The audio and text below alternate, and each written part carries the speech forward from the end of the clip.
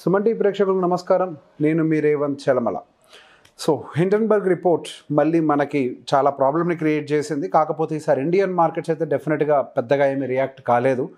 So మనకి 18 నెలల క్రితం అదానీ మీద వాళ్ళు ఎలిగేషన్స్ క్రియేట్ చేసినప్పుడు ఇండియన్ మార్కెట్స్ చాలా ఎక్కువగానే రియాక్ట్ అయ్యాయి. So for the first time నాకు తెలిసి మనకి ఈ 2020 తర్వాత ఇటువంటి ఒక పెద్ద ఎలిగేషన్స్ మనం చూస్తుంటాం. సో మళ్ళీ రీసెంట్గా వాళ్ళు ఒక కొత్త రిపోర్ట్ తోటి బయటకు వచ్చారు. ఈసారి డైరెక్ట్గా సెబీ చైర్నే అటాక్ చేశారు. సో సెబీ చైర్ అందులో భాగస్వామ్యంగా ఉన్నారు. అదానికి ఫేవరబుల్గా రిపోర్ట్స్ ఇచ్చారు. అండ్ వాళ్ళ హస్బెండ్కి సంబంధించి కూడా బ్లాక్ స్టోన్ రీడ్స్కి సంబంధించి వాళ్ళ హస్బెండ్ అందులో ఏదో జాబ్ చేస్తున్నారు కాబట్టి ఫేవర్ చేశారు. ఇట్లా రకరకాలు. సో బేసిక్గా రకరకాలుగా ఎలిగేషన్స్ అనేవి క్రియేట్ చేయడమే జరిగింది. ఆ తర్వాత సెబీ చైర్ మనకి ప్రెస్ మీట్ పెట్టి ప్రతి దానికి సంబంధించి క్లారిటీ అయితే ఇచ్చారు. సో ఏవైతే ఆఫ్షోర్ అకౌంట్స్లో డబ్బులు ఏవైతే ఇన్వెస్ట్ చేశారో వాళ్ళు 2015 సంవత్సరమో 2018 వరకు కూడా ఆ టైంలో అసలు అదానీ గ్రూప్స్లో ఇన్వెస్ట్మెంట్ పెట్టిందే లేదు అది. సో ఆ తర్వాత వాళ్ళు బయటకు కూడా వచ్చేసారు వీడు చైర్పర్సన్ అయిన టైంకి.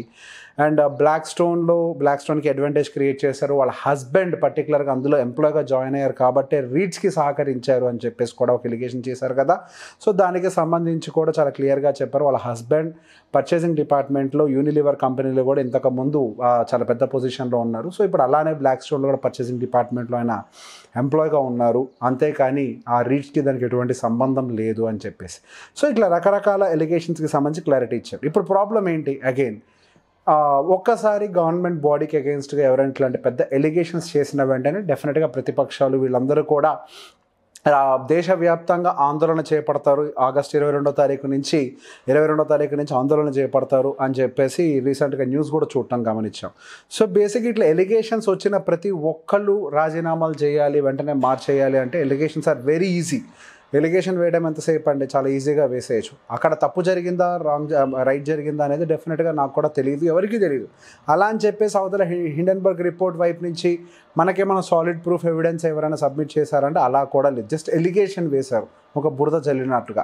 సో ఆ బురద చల్లినట్టుగా ఒక ఎలిగేషన్ వేసినంత మాత్రాన అవతల వాళ్ళ పొజిషన్ నుంచి తప్పుకోవాలి అని అంటే ఐ డోంట్ నో హౌ, అది ఎంతవరకు కరెక్ట్ సిచ్యువేషన్ అనేది కూడా మనం ఆలోచించుకోవాలి. సో గోయింగ్ ఫర్దర్ మనకి డెఫినెట్గా దీని మీద ఇన్వెస్టిగేషన్స్ జరగాల్సిన ఏమన్నా అవసరం ఉంటే ఇన్వెస్టిగేషన్స్ చేస్తారు. సో బేసిక్గా వాడు క్లియర్గా చెప్తున్నారు, మాకు సంబంధించిన అకౌంట్స్ని టైం టు టైం మేము రెగ్యులర్గా రిపోర్ట్ చేస్తూనే ఉన్నాము. ఇందులో ఏది దాచిపెట్టింది అయితే లేదు అని చెప్పి, ఇన్ కేస్ దాచిపెట్టింది ఏదైనా ఉంటే కనుక డెఫినెట్గా ఇన్వెస్టిగేషన్లో బయటకు వస్తుంది.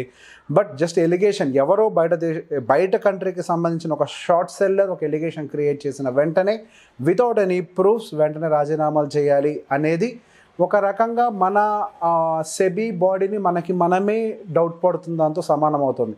సో సెబీ బాడీయే కాంప్రమైజ్ అయింది అన్న విషయాన్ని మనమే ఒప్పుకుంటే ఇన్వెస్టర్స్ అందరిలో కూడా ట్రస్ట్ అనేది తగ్గిపోతుంది. ఓకే, ఒక టైంకి మనం ఇండియన్స్గా లేదా డిఐఎస్కి కొద్దిగా ట్రస్ట్ ఏమన్నా మళ్ళీ రీబిల్డ్ అవ్వచ్చేమో, కానీ ఎఫ్ఐఐస్ ఫారెన్ ఇన్వెస్టర్స్కి అయితే డెఫినెట్గా సెబీ బాడీ మీద గవర్నమెంట్ రెగ్యులేషన్స్ మీద ట్రస్ట్ అనేది తగ్గిపోవడం జరుగుతూ ఉంటుంది. సో దానివల్ల ఒక రకంగా ఇండియన్ స్టాక్ మార్కెట్కి ఇన్వెస్టర్స్కి నష్టం జరిగేదే కానీ ఇట్లాంటి యాక్టివిటీస్ వల్ల మనకి అడ్వాంటేజ్ జరగడానికైతే ఏమీ లేదు.